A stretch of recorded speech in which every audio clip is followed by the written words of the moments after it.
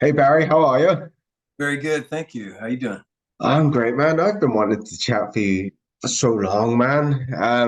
Huh. I have a million and one questions I could ask you, but I've had to narrow it down because of the time scale. So count yourself lucky there. Fire away.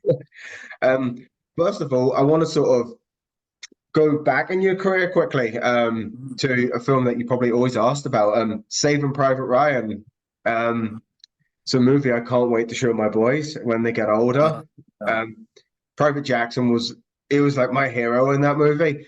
What was it like getting ready for that movie? I'm gonna guess the getting prepared for that was quite grueling. it was it was shot in England, Ireland, and France, and Stephen had set up this boot camp for us when we landed in England. We weren't sent to a fancy hotel with our scripts like as the usual sort of protocol with actors.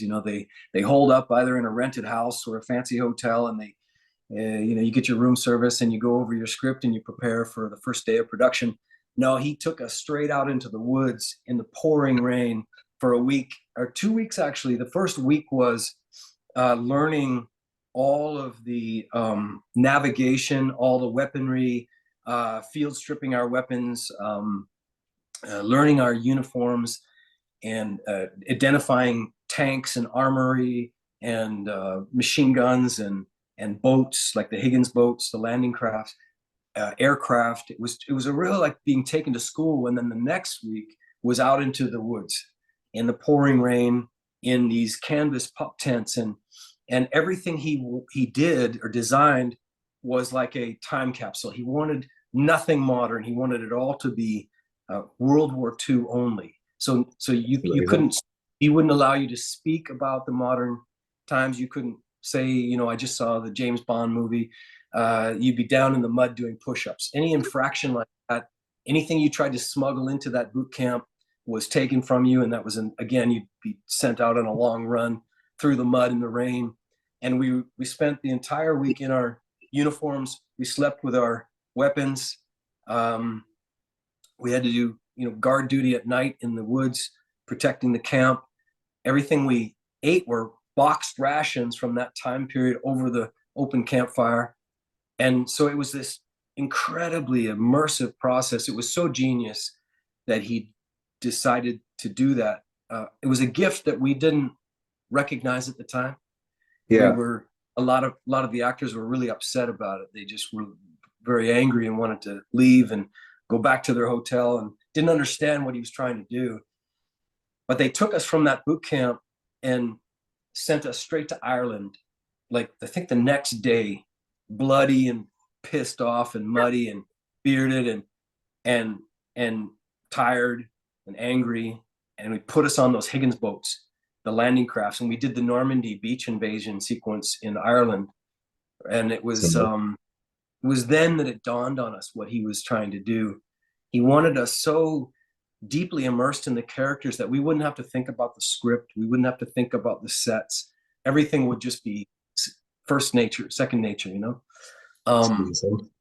yeah, so it really was incredible. I don't know if that answered your question, but It that did was indeed. It went above and beyond for I take it that's a role as well. You probably get quizzed on the most, is it? um yeah, yeah, a fair bit. People are really struck by that film. It's just everything came together so powerfully on that production. I think I think anyone else at the helm, though, it might have been very different. Not only because of that, the springboard of that boot camp for us as the main characters, but the sets were so incredible.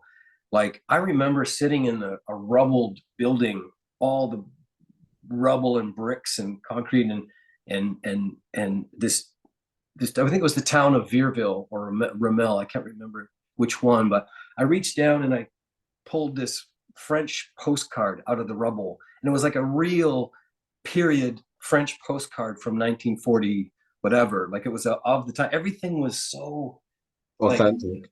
authentic and real. Like you didn't. It wasn't just a piece of paper that looked like a postcard that they printed. It was like all the like a broken china dolls of some child, and it was so stunning.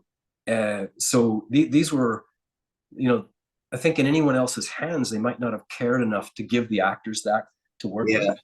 And then he took us So, aside one day and said, I want you to know that now you know these characters as good or better than anyone does, better than the writer, better than me. You have the freedom now to, if something comes up organically, that you're allowed to just say it. You know, like that was a real gift too, because he really empowered you that, you know, you are Jackson, you know, you are Miller, and here we go. And it was pretty incredible. And I don't know that I've ever experienced anything like that since. You know, that's a real movie. I have to take ownership of that myself now on a set.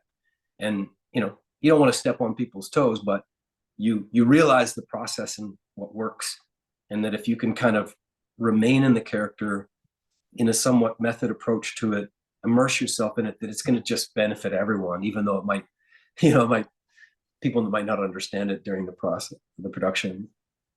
And my second off-topic question for you, because I have quite a few for Yeah, bringing to me, would be at your where are you at now in your career? Would you ever it's a not many people probably heard of this movie, but it's brilliant. Would you ever reunite with Vin Diesel for a Knockaround Guys sequel? Because it'd be fun to see where like Matt is yeah, at now. it would be great fun, wouldn't it? Yeah. Yeah. And Brian and David Koppelman, they did David Levine and Brian Koppelman did Billions. They were the writers and directors of Knockaround Guys. So it'd be fun to reteam with them too, and Seth Green and Andy DeBoli. Yeah, it'd be good fun. Yeah, so that is out there for anyone that is interested in that. And make that happen. Knockaround Guys is such an underrated movie. Well, thanks, man. Yeah, I feel the same way about 25th Hour. Um, I love that film. The first time I worked with Spike Lee, and he's since become a great friend, and I love that movie. And miss Philip Seymour Hoffman dearly. He's a He's great guy. such a great actor, wasn't he? Yeah. So your latest movie, Bring Him to Me, features you in a role that's just classified as driver. What attracted you to the script? Well, I was initially attracted to Luke Spark, you know, and his Occupation Rainfall franchise. That's where he came across my radar, and so I just reached out to him and said, you know, I'd love to collaborate with you at some point. And I was off, you know, David Oyelowo had called me about Bass Reeves, and I was preparing for that, and then that production got pushed, and so I called Luke and said, you know, is there something that we could do? And he sent me the script to bring him to me, and I was just so struck by Tom's script because it was so different than anything Luke had written. Tom was struck by the notion of what would that ride be like for Joe Pesci in Casino, going out to the cornfield to his ultimate demise. You know, what would it be like for a character unwittingly being driven, you know, possibly to his death? And I thought, oh, that's such a cool kernel of an idea. And what I loved was the contrast of those two characters, Driver being very, you know, closed and cards tight to the chest, and Passenger being this energetic, talkative kid who just annoys, you know, just annoying the driver.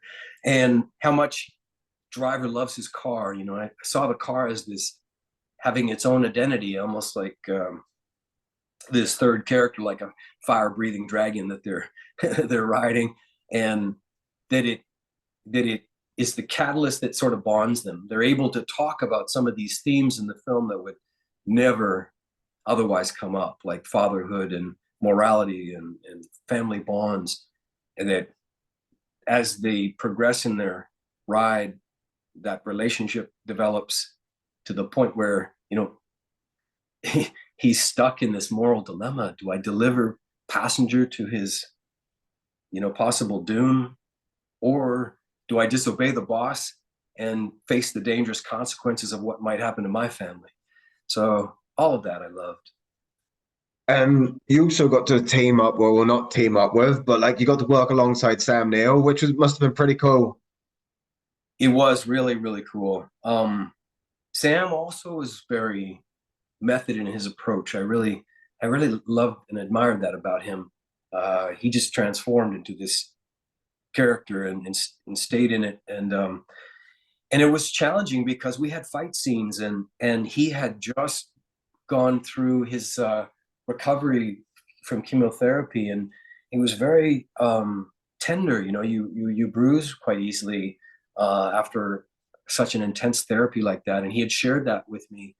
And so I remember one day we did this intense fight scene where I have to throw him against the car, and then just afterwards he sort of just we were kind of talking aside, and he said, yeah, if you could just maybe not grab my arm so hard, because I bruise really easily. And I was like, oh my gosh, I'm so sorry, Sam.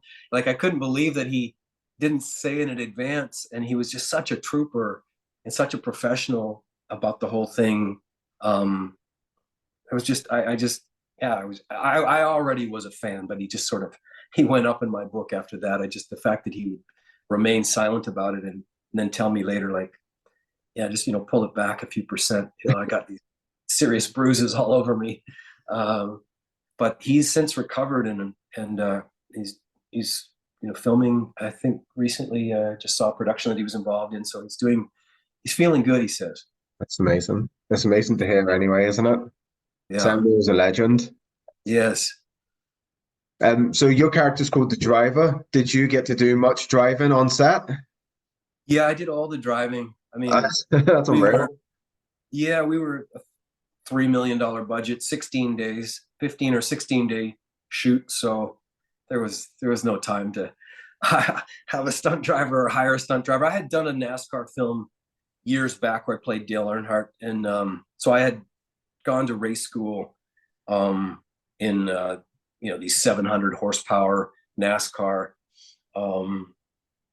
cars, and they're like 200 miles an hour. We're racing around Lowe's Motor Speedway, so I had a really great experience with that. And so when Luke asked me if I could drive, I said yeah, but he of course didn't believe me. He just was like, just thinking, this is what actors say. But then So I Bring It got To Me would be like it would be like a dark sort of neo-noir thriller that sort of focuses on you and passenger. But just as the engine starts revving, so to speak, we fade to black. So is the second one potentially going to be an all-out action movie? I think Luke he loves films that leave an audience with a dialogue or a question as to what happens from here. I mean, he still has a lot of loose ends that he has to deal with, and potentially still being followed and in great danger. His family is still vulnerable, and so yeah, I think that's just the type of films that Luke loved in this genre, is where it kind of leaves the audience percolating with as you walk out of the theater, thinking like, I wonder what happened to him. So yeah, that's up to Luke and Tom to see if it goes anywhere from there. Definitely, it worked because after it ended, I was like, "Oh, what happens next?" Yeah, some people hate that, don't they? They like no, you have to have like the perfect sort of buttoned up ending, and other people love it. So yeah, it's hit or miss. So what's next for you, Barry? After Bring Him To Me gets released, what can we see you in next?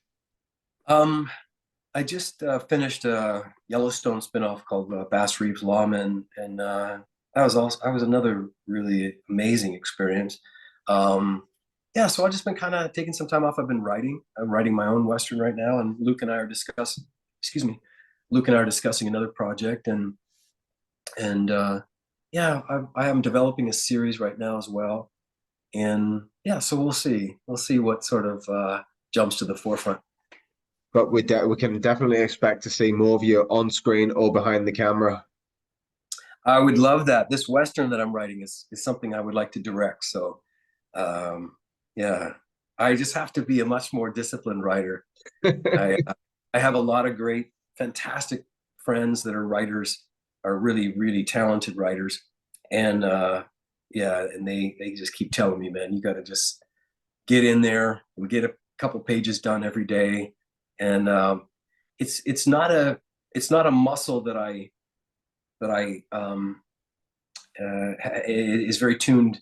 You know, that I've got to work on it. I really have to sort of learn the discipline of just getting in and writing every day. That I think because the Western concept is really exciting to me, I think it's something that I've stuck with. Whereas other projects that I've tried to write, I've just fallen off of, and they're kind of collecting dust on the shelf. But this one, I think I'll complete. So, The Western will be sure to be successful too, because I think with Kevin Costner's new Western coming out this year, it's bound to spark the urge again for the Western right. genre. Yeah, I think Taylor Sheridan has really done that. It's funny, you know, you tried to sell a Western, 5 years ago. People were like, "No, we're not interested in Westerns," and now it seems to be a genre that has revitalized, and it's really exciting because it's just one of my favorite Same as genres. Barry, it's been awesome speaking with you, man. Yeah, you too. But don't be a stranger, and Yeah, I can't wait to speak to you on the next one. sounds good. I look forward to it. It was a real pleasure. You too. Take care, Barry. I'll see you All later. right, all right, bye. Bye.